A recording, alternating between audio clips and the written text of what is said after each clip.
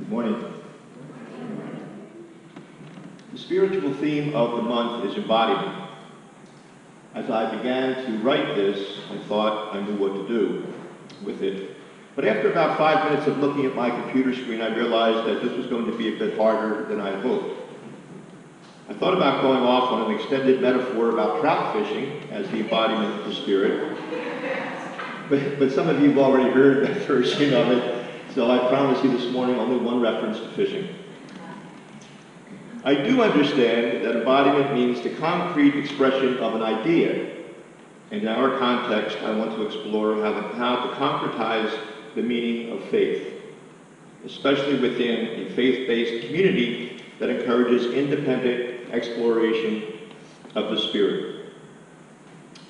This dynamic of independence within a congregation was pointed out by Zachary Bosco in his July 7th homily, where he noted that Unitarian Universalism must be about a unified understanding of differences if we are to be anything at all. I like the paradox that Zachary's unified understanding of difference provides us, as I've reached an age where paradox and uncertainty seem to make more sense than declaration.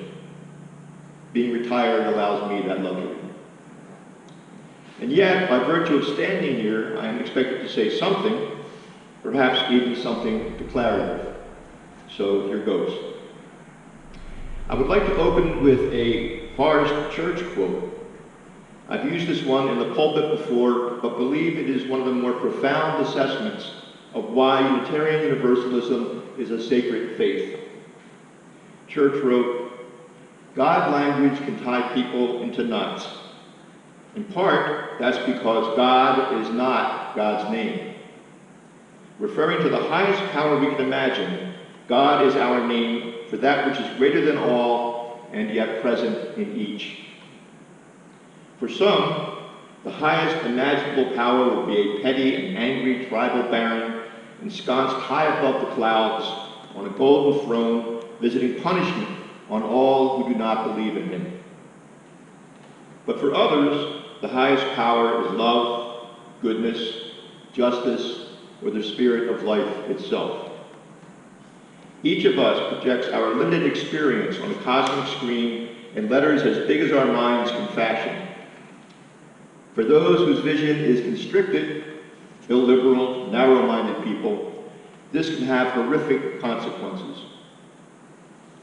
But others respond to the munificence of creation with broad imagination and sympathy, answering to the highest and best within and beyond themselves. They draw lessons and fathom meaning so redemptive that surely it touches the divine. God is not God's name. I've observed that currently in the UUA hierarchy, there is a questioning of our faith as being too intellectual at the cost of the spirit. It was addressed quite directly in last month's UU World. I am perplexed by this, that our faith has a strong intellectual heritage that continues through today makes sense to me on the face of it, as we cannot rightly embrace the freedom our faith gives us unless our minds are fully engaged. We have our 8 principles here, if not in other congregations, and in a purposefully vague way, they are prescriptive. But because we wish it so, they do not have the heft of doctrine, and we are not compelled to seek out Kent in a dark box for absolution should we have a bad day and come up short of one of them. Indeed, I find it affirming of my faith that the majority of the 10 Commandments tell believers what they should not do, while our principles urge us in the direction of what we should. This leaves a lot of room for thinking. We are a faith that obviously should value the intellect. Most of us gravitated toward Unitarian Universalism because it felt a comfortable place to work on our sometimes restless sense of who we are in the world and who we are in the universe that surrounds that world.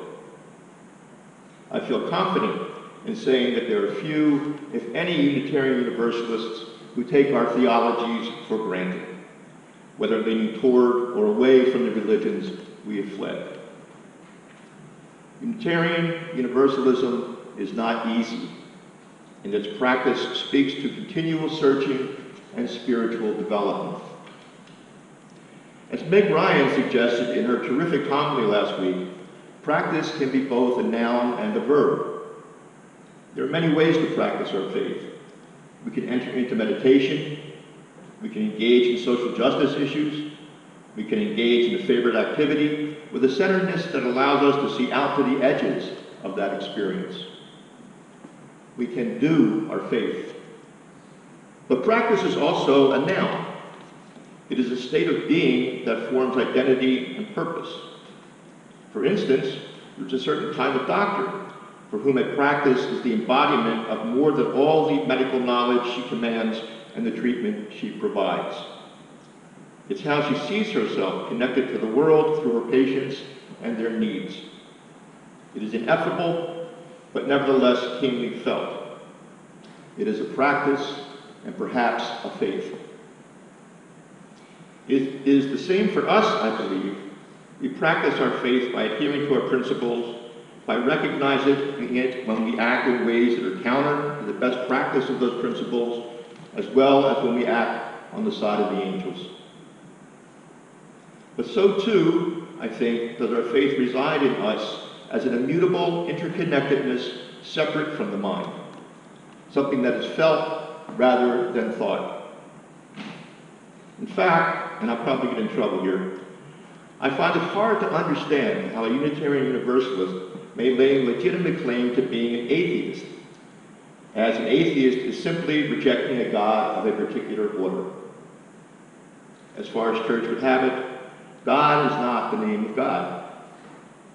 And so being here in this sanctuary must signify something beyond the social justice work and communal caring that we do. We come here and pray, each of us in our own way, and each in our own way say the name of God. So how do we free-thinking Unitarian Universalists situate ourselves within theologies that are free of uniform doctrine? How do we embody our faith? As far as church would have it, that we can respond to the beneficence of creation with broad imagination and sympathy, which I take to mean a willingness to do the difficult work of thinking for ourselves while including others in that thinking. And that thinking, of course, is embodied also in the spirit of life, which we acknowledge at our service every Sunday.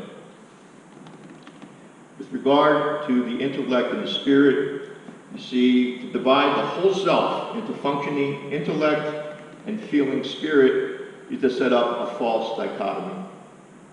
For each embodies the other, sometimes in equal measure, sometimes not. Really, the spirit could not exist without the intellect, nor is the intellect anything more than a cold, barren place without the spirit. It is up to each of us individually to determine what the relationship of intellect and spirit should look like, and then to apply it to the lives we walk through every day. For myself, it is at the moment in our service when we sing Spirit of Life that I feel most connected with my faith and also most puzzled about what it might mean.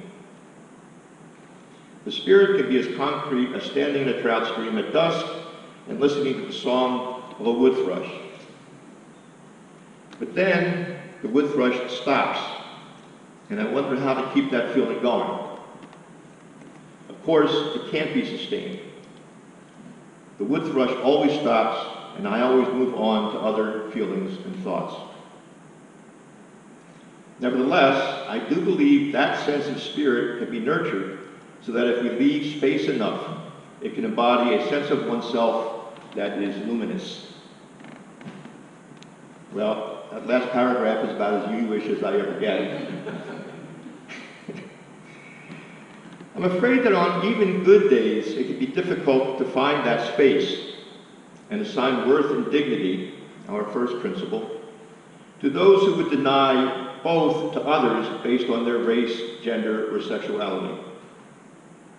I recognize my failure as a spirit-focused UU when I feel those angry thoughts rattling around in my brain Yet that anger keeps reverberating each time I recognize that many who would deny worth and dignity to others do so by explicitly worshiping a deity they have assigned the name of God, whom they use to sanctify bigotry and exclusion. I'm told we need to keep an open mind and work at talking to these people. But how is that even possible? My UU love will not bring back the woman killed in Charlotte by a white nationalist who drove his car into a group protesting the cancer of white supremacy. Where can my spirit find space to love that man? I struggle with my sense of myself as a practicing Unitarian Universalist when my heart fills with rage at a policy that separates children from their parents as a disincentive to crossing our border. I don't know, maybe I should consult Ken. Though if I do, we'll be sitting under a tree and not in some claustrophobic box. I spent a fair amount of time with our principals while preparing this homily. As noted above, they provide us direction for living lives that may be considered socially responsible and spiritually sound within ourselves and in covenant with others. Of the 8, the 4th for me embodies this expectation: a free and responsible search for truth and meaning.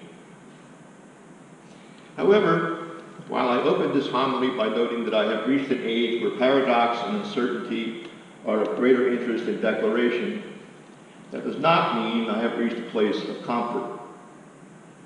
And the joining of free and responsible with truth and meaning asks for a balance on one hand and a metaphysical leap on another, with neither being readily apparent or secure. Nevertheless, isn't that really the embodiment of our faith?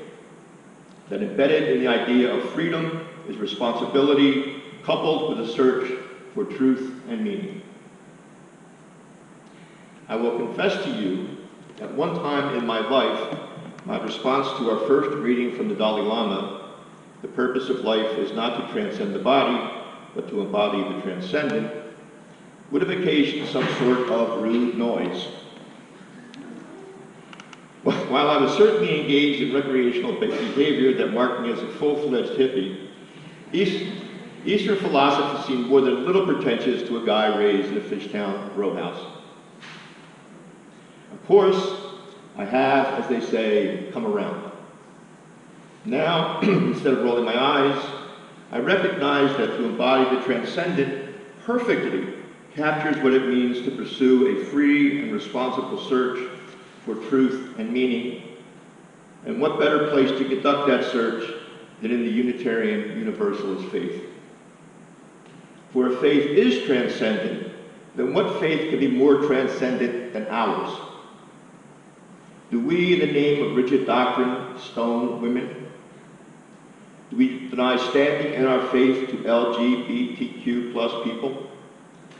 Do we deny the pulpit to women? Do we, in the name of Jesus Christ, overwhelmingly support a president who is openly hostile to people of color? I sometimes think the UUA should be as aggressive in championing who we are as a leadership sometimes appears to be in extolling what we are not. Excuse me.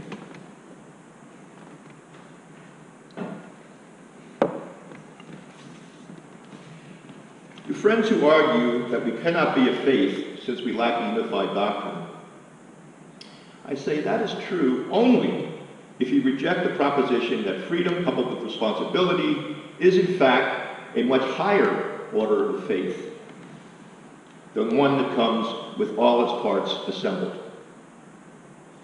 This again recalls Zachary's paradox of unified differences, something about which any number of UU jokes have been perpetrated. You should all look those up sometime, they're really funny.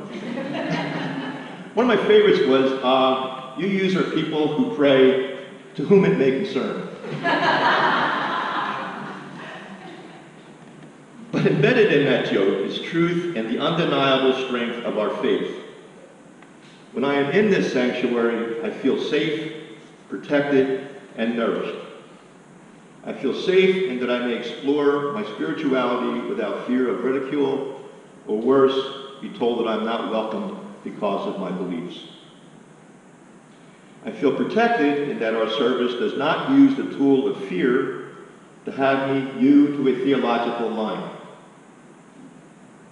And, of course, I am nourished by the freedom we all share in our beliefs and the desire to pursue that freedom responsibly, which is what sustains us as a congregation.